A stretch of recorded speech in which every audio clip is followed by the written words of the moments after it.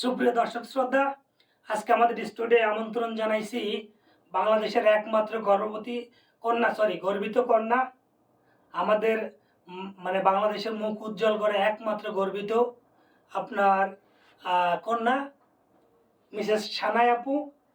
তো আমরা কথা না বাড়াই, আমাদের সানাই আপুর কাছ থেকে আমরা কিছু প্রশ্ন জানবো। তার শারীরিকভাবে সে কেমন আছে, সমাজের ভিতরে সে কেমন চলতেছে, তো সেই প্রশ্নগুলো করবো। অবশ্যই আমাদের সাথে থাকবেন এবং ভিডিওটা ধৈর্য সহকারে দেখবেন, ভবিষ্যতে আপনারও কাজে লাগতে পারে। তো সানাই আপু কেমন আছে? তো ভালো। আলহামদুলিল্লাহ। হ্যাঁ সানাই আপু, আপনি যে এটা বড় করছেন, এই যে একটা ইঞ্চি বড় করছেন, এদিকে আপনার হ্যাঁ, কোনো সমস্যা হচ্ছে কিনা, বা আপনার মানে শারীরিকভাবে কোনো সমস্যা আপনি পড়তেছেন কিনা?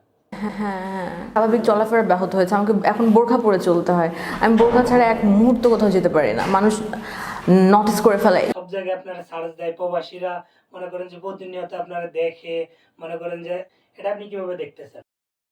না, আমার ওরকম কিছু মনে হচ্ছে না, বাট মানুষের অ্যাটেনশন এখন আমার প্রতি আগের চেয়ে অনেক বেশি। This is very true.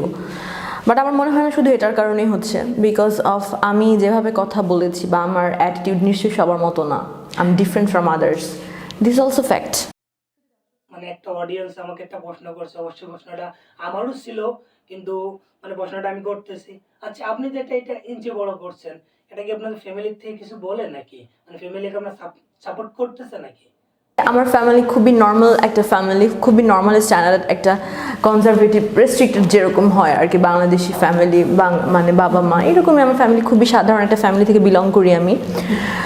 এবং বাবা মা ওই জায়গা থেকে আসলে পাড়া প্রতিবেশীদের বাবা মায়ের প্রেশার আমার উপর অনেক বেশি না, কারণ parents they love their kids very much. ওই জায়গা থেকে কোনো প্রবলেম নেই, প্রবলেম অন্য জায়গা থেকে। আপনার যে আগের এক্স বয়ফ্রেন্ড ছিল, ও নাকি আপনার কাছে ফেরত আসতে চাচ্ছে, এই বিষয়ে কি বলবেন? না, এটা এর জন্য আসতে যাচ্ছে না, এটা এর জন্য না। এটা তো মানে বিভিন্ন বয়ফ্রেন্ড বিভিন্ন না, মনে হয় এখন আসতে যাচ্ছে। এটা তো আপনার লাইফে আপনার যদি ব্রেকআপ হয়, বয়ফ্রেন্ড আসতে চায় না, এসএমএস করে না।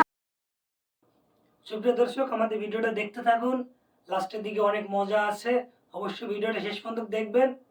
তো আচ্ছা সানাই আপু, আপনি যে এটা এটা বড় করছেন, কিন্তু বর্তমানে এটা বড় করার পরেও বা আপনার কোনো অসুবিধা বা সুবিধা হচ্ছে কিনা এর জন্য, বিশেষ করে না, আমার ওরকম কিছু মনে হচ্ছে না, বাট মানুষের অ্যাটেনশন এখন আমার প্রতি আগের চেয়ে অনেক বেশি। This is very true.